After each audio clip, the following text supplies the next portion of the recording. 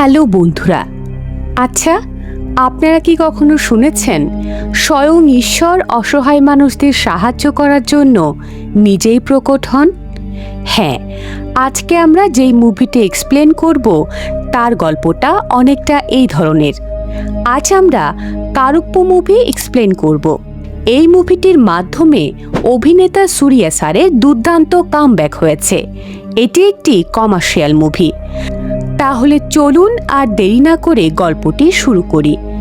মুভির শুরুতে আমাদের কারুপ্পদেব সম্পর্কে একটু ব্রিফ দেওয়া হয়। আসলে অনেক পুরনো সময়ে জঙ্গলের মধ্যে কারুপ্পদেবের একটি মূর্তি দেখানো হয়। গ্রামের মানুষ যখন কোনো বড় বিপদে পড়ে তখন তারা কারুপ্পদেবের পূজা করে। তাদের একটা রিচুয়ালসও আছে। তারা কি করে, তারা মরিচ ভালোভাবে পিষে নিয়ে কারুপ্পদেবের মূর্তির গায়ে মাখিয়ে দেয় এবং প্রার্থনা করে। তখন সে প্রার্থনা পূরণ করতে কারুপ্পদেব নিজেই চলে আসেন। তখন থেকেই এইভাবেই চলে আসছে। এরপর আমাদের প্রেজেন্ট টাইম দেখানো হয়, যেখানে দেখা যায় কেরালা থেকে এক বাবা এবং তার মেয়ে রাতে চেন্নাইতে আসে। তারা মেয়ের মেডিকেল ট্রিটমেন্টের জন্য এখানে এসেছে এবং তাদের সঙ্গে কিছু মূল্যবান জিনিসও রয়েছে।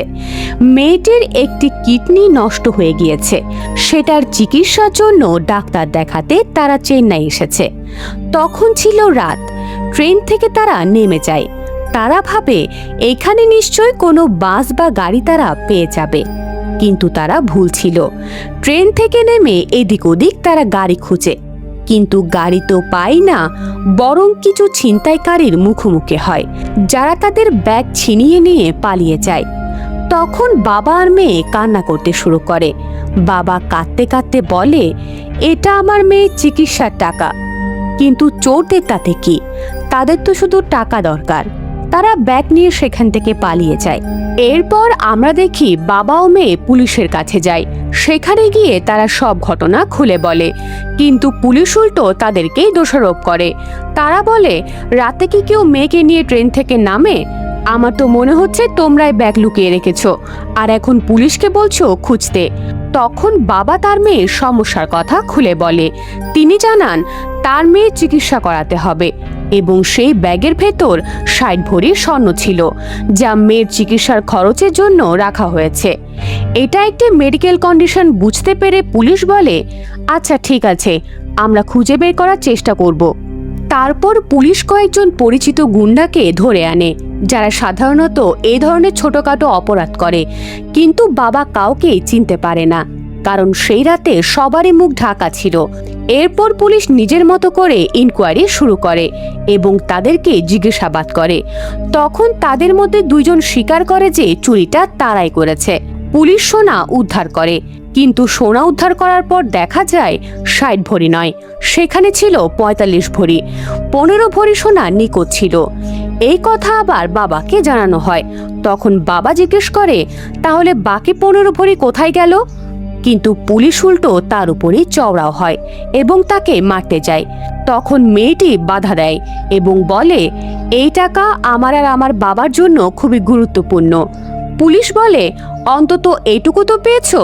চোররা তো আর চুরি করে বসে থাকবে না, নিশ্চয়ই কোথাও বিক্রি করেছে, আমরা পরে সেটা খুঁজে দেব।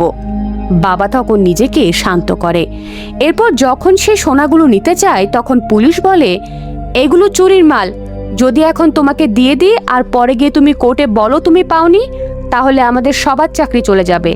তোমাকে কোর্টের মাধ্যমেই সোনা ফেরত নিতে হবে। কোর্টে জমা থাকবে, তারপর প্রমাণ দিয়ে তুমি সোনা ফেরত নিও। তখন বাবা বলে, আমার হাতে এত সময় নেই, আমার মেয়ের চিকিৎসা করাতে হবে। যদি এখনই দিতেন তাহলে খুব বেশি উপকার হতো। তখন একজন পুলিশ বলে, চিন্তা করবেন না, বেবি কান্নান নামের একজন লয়ার আছে, উনি খুবই দয়ালু, খুব দ্রুত আপনার পুরো সোনা ফিরিয়ে দেবেন।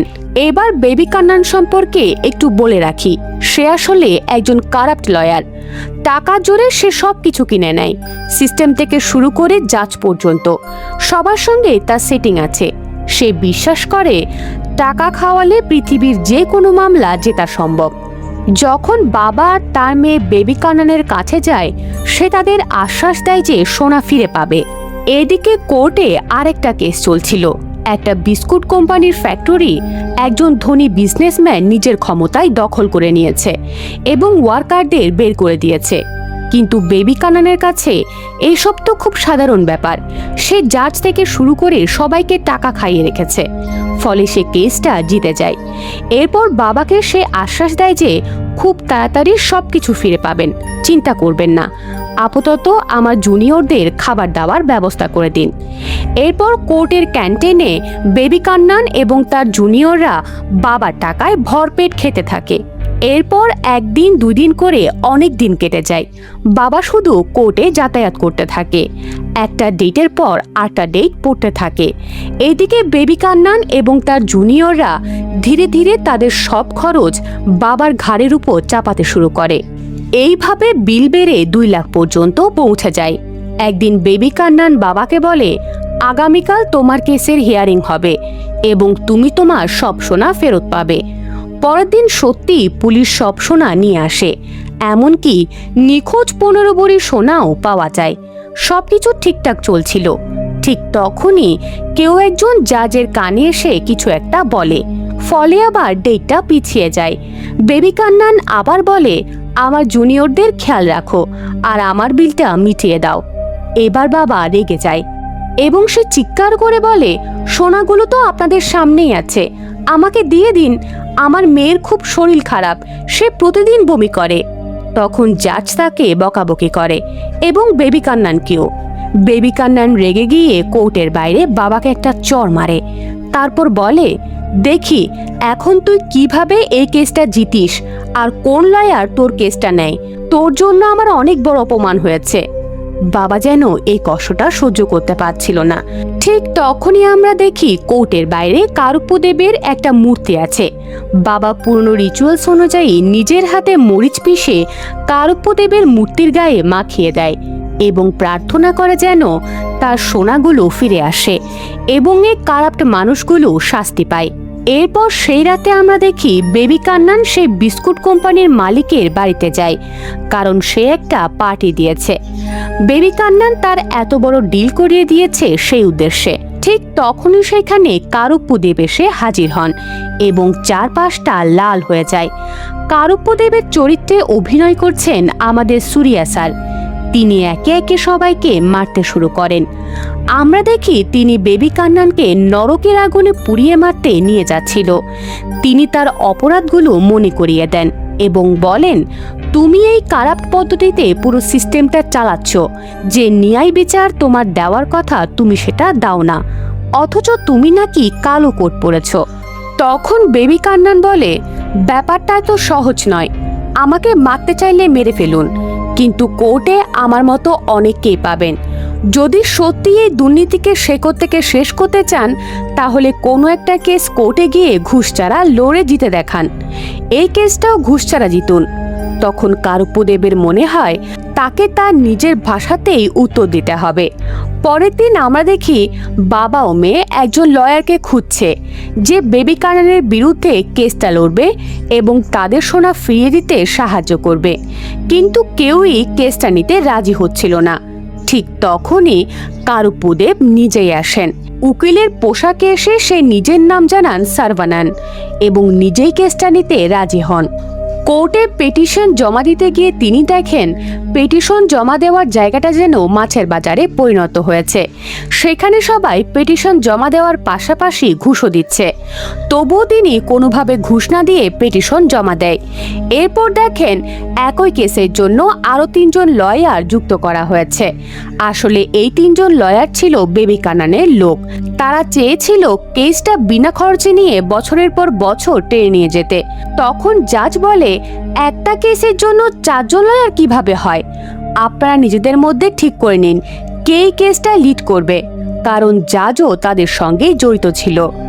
এরপর কোর্টের বাইরে একজন মহিলাকে দেখানো হয়। তিনি এসে জানান একজন লোকাল এমএলএ তার সঙ্গে মলেস্টেশন করেছে। তিনি অনেক দিন ধরেই কেস করতে চেয়েছে, কিন্তু চাপের কারণে করতে পারেনি।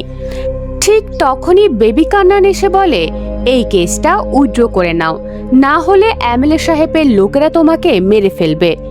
এরপর আমরা রেড্ডিকে দেখি, যে এমএলএর ঘনিষ্ঠ লোক।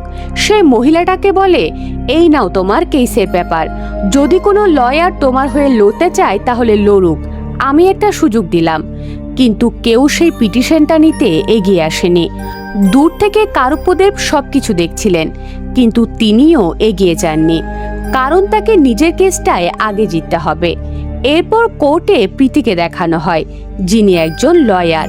তিনিও বাবার মেয়েকে সাহায্য করতে চেয়েছেন। যখন তিনি দেখলেন সারাভান অর্থাৎ কারুপ্যদেব এই কেসটা নিয়েছেন, তখন তিনি তার সঙ্গে কথা বলেন এবং জানান যে আগে বেবি কানানের লোকদের সরাতে হবে। প্রীতি তাকে সেখানে নিয়ে যায়। প্রথমে সারভানান ভদ্রভাবে তাদেরকে বোঝানোর চেষ্টা করেন। তিনি বলেন, এই সোনাটা ওই পরিবারের জন্য খুবই গুরুত্বপূর্ণ এবং এটা তাদেরই সম্পত্তি। কিন্তু তারা কথা না শুনলে কারুপ্যদেব নিজের শক্তি ব্যবহার করেন। তিনি সময় থামিয়ে দেন এবং একে একে তাদের সব ডকুমেন্ট ছিঁড়ে ফেলেন। কিন্তু দূর থেকে সবকিছু দেখছিল বেবি কান্নান। সে কারুপ্যদেবকে বলে, তুমি তোমার কোনো পাওয়ার ব্যবহার করতে পারবে না। একজন সাধারণ মানুষের মতো এই কেসটা লড়তে হবে, ঘুষ নয়, প্রতারণা নয়, কারণ এটা আমাদের সাম্রাজ্য আর এখানে আমাদের নিয়মই চলতে হবে। কোর্টে হিয়ারিং শেষ হওয়ার পর সবাই বাড়ি ফিরছিল। তাদের সঙ্গে প্রীতি, বাবা আর মেয়েও ছিল। ঠিক তখনই রেড্ডির লোকেরা এসে সারাভানকে অপমান করতে শুরু করে। প্রীতি ভাবছিল এবার ওদের শেষ, কারণ সময় থামানোর সময় কারুপ্যদেব তাকে নিজের আসল রূপ দেখিয়েছিলেন। সে মনে করছিল সে স্বয়ং ঈশ্বরের পাশে দাঁড়িয়ে আছে, ঈশ্বর নিশ্চয়ই তাদেরকে ছাড় দেবে না। কিন্তু কারুপ্যদেব চুপচাপ সব সহ্য করেন, কারণ তাকে বেবি কান্নানকে ভুল প্রমাণ করতে হবে। রাতে বাবার মেয়ের সঙ্গে কথা বলতে গিয়ে মেয়েটি কারুপ্যকে বলে, আমার মনে হয় পুলিশও এই কেসটাতে জড়িত আছে, কারণ যারা আমাদের লুট করেছিল তারা পুলিশের সঙ্গে কথা বলছিল। আর বেবি কান্নান পুলিশকে কিছু একটা বলার পরই নিখোঁজ 15 ভরি সোনাও পাওয়া গিয়েছে, তাই পুলিশও এর সঙ্গে জড়িত আছে। কারুপ্য বলে, আগামীকাল কোর্টে আমি সব তুলে ধরব আর রায়ও আমাদের পক্ষেই আসবে। পরের দিন কোর্টে গিয়ে কারুপ্য সব প্রমাণ তুলে ধরে এবং সে বলে, মাই লর্ড, সব প্রমাণ আমাদের সামনেই আছে, এই কেস আপনাকে বাবার মেয়ের পক্ষেই দিতে হবে। এই কথা শুনে জাজ রেগে যায়। সে বলে, জাজ আমি নাকি তুমি? রায় আমি দেব। এরপর জাজ প্রশ্ন তোলে, এই সোনার কোনো রিসিপ্ট আছে? প্রমাণ দিতে হবে যে এই সোনাগুলো ওদের। তারপর জাজ মেয়েটির পোশাক নিয়ে মন্তব্য করে। তিনি বলেন, এই পোশাক পরে কোর্টে আসা যায়? তখন মেয়েটি বলে, আমার একটা ডিজিজ আছে, তাই আমাকে এইভাবে পোশাক পরতে হয়, আমাকে বারবার হসপিটালে ভর্তি হতে হয়। আর আমার পোশাকের সঙ্গে এই কেসের সম্পর্ক কি? আপনারা সবাই দুর্নীতি করছেন। এই কথা শুনে জাজ অনেক রেগে যায় এবং মেয়েটাকে একদিনের জন্য জেলে পাঠিয়ে দেয়। কিন্তু রাতে তার শারীরিক অবস্থা খারাপ হয়ে গেলে তাকে হসপিটালে ভর্তি করতে হয়। ডাক্তার জানান তার কিডনির 90%ই নষ্ট হয়ে গেছে। বাবা সবকিছু বেবি কান্নানকে জানান, কিন্তু তার কোনো দয়া হয় না। সে শুধু বলে, আগামীকাল কোর্টে দেখা হবে। পরের দিন কোর্টে হিয়ারিং চলাকালীন হসপিটাল থেকে খবর আসে বাবার মেয়ে আর বেঁচে নেই। এটা শুনে বাবা ভেঙে পড়ে, টেবিলে রাখা সব গোল ছুঁড়ে ফেলে এবং কাঁদতে কাঁদতে বলে, আমার মেয়ে আর বেঁচে নেই। তখন কারুপ্যর চোখেও জল চলে আসে, যেন স্বয়ং ঈশ্বর কাঁদছেন। তখন বেবি কান্নান কারুপ্যকে ব্যঙ্গ করে বলে, দেখলে তো, সৎ পথে চললে এই পৃথিবীতে কিছুই পাওয়া যায় না। আজ ওই মেয়েটা মারা গেছে তোমার জন্য, তুমি তাকে মেরেছ কারুপ্য। এদিকে সে রাতে রেড্ডির লোকেরা আবার সেই মহিলাকে হুমকি দেয়। তারা বলে, এই নাও তোমার কেসের পেপার, যদি কোনো লয়ার এমএলএ সাহেবের বিরুদ্ধে তোমার হয়ে কেস লড়ে তাহলে আমি মেনে নেব। এই বলে পেপার মাটিতে ফেলে দেয়। ঠিক তখনই কারুপ্য সেই পেপার তুলে নেয়। এরপর সে রেড্ডির সব লোককে প্রচণ্ডভাবে মারধর করে এবং সিদ্ধান্ত নেয় যে এবার সে এই কেসটা লড়বে। সেই রাতে প্রীতির স্বপ্নে কারুপ্পুদেব আসেন এবং বলেন এই কেসটা তোমাকেই লড়তে হবে। পরের দিন প্রীতি সে কেসের পেপার নিয়ে যায়। এবার সে ওই মহিলার হয়ে এমএলএর বিরুদ্ধে কেস লড়বে। অন্যদিকে বেবি কান্নান মহিলাকে জিজ্ঞেস করে মলেস্টেশন কবে হয়েছিল। তিনি বলেন 2016 সালে। বেবি কান্নান বলে 5 বছর কেটে গেছে, এতদিন পর কেন কেস করছেন? তখনই তো করতে পারতেন। মহিলা বলে আমাকে বারবার হুমকি দেওয়া হয়েছে, আমাকে ভয় দেখানো হয়েছে, আমার পরিবারকে মেরে ফেলার চেষ্টা করা হয়েছে, কিন্তু এখন আমি সাহস করে সামনে এসেছি। তখন বেবি কান্নান বলে আমার ক্লায়েন্ট তো ঠিকমতো হাঁটতেই পারে না, তার পায়ে সমস্যা। কিন্তু হঠাৎ করেই সব উল্টে যায়। সে অজান্তেই সত্য কথা বলতে শুরু করে। সে স্বীকার করে যে এমএলএ সব করেছে, ওই মহিলার সঙ্গে মলেস্টেশন করেছে এবং আরও অনেক অপরাধ করেছে। জাজ অবাক হয়ে যায়। সে ভাবতে থাকে বেবি কান্নান সত্যি কথা বলছে কেন। আসলে কারুপ্পু নিজের খেলা শুরু করেছে। তার রাজ্যে এখন থেকে সবাই সত্যি কথা বলবে। জাজ ভয় পেয়ে গিয়ে বলে একে কোর্টের বাইরে নিয়ে যাও, কারণ বেবি কান্নান আর কিছু বললে সেও ফেঁসে যাবে। বাইরে গিয়ে বেবি কান্নান দেখে তার সব লয়ার বন্ধুরা সত্যি কথা বলছে। কারুপ্পু সামনে এসে বলে তুই বলেছিলি না এটা তোর সাম্রাজ্য, কিন্তু এখন থেকে এটা কারুপ্পুর সাম্রাজ্য। এখানে সবাই সত্যি বলবে। ধীরে ধীরে পুরো শহরের মানুষই সত্যি কথা বলতে শুরু করে। এতে করে হিংসা কমে যায়। সবাই একে অপরকে সাহায্য করতে শুরু করে। যারা গুন্ডাগিরি করত তারা এখন শান্তভাবে মানুষের পাশে বসে চা খায়। যারা দাঙ্গা করত তারা পড়াশোনা করে। এক সময় শহর থেকে সব খারাপ কাজ প্রায় শেষ হয়ে যায়। পুলিশ স্টেশন ফাঁকা হয়ে যায়, কোর্টও প্রায় খালি। কারুপ্পুর রাজত্বে সবাই সুখে থাকতে শুরু করে। কিন্তু এটা দেখে বেবি কান্নান ভীষণ রেগে যায়।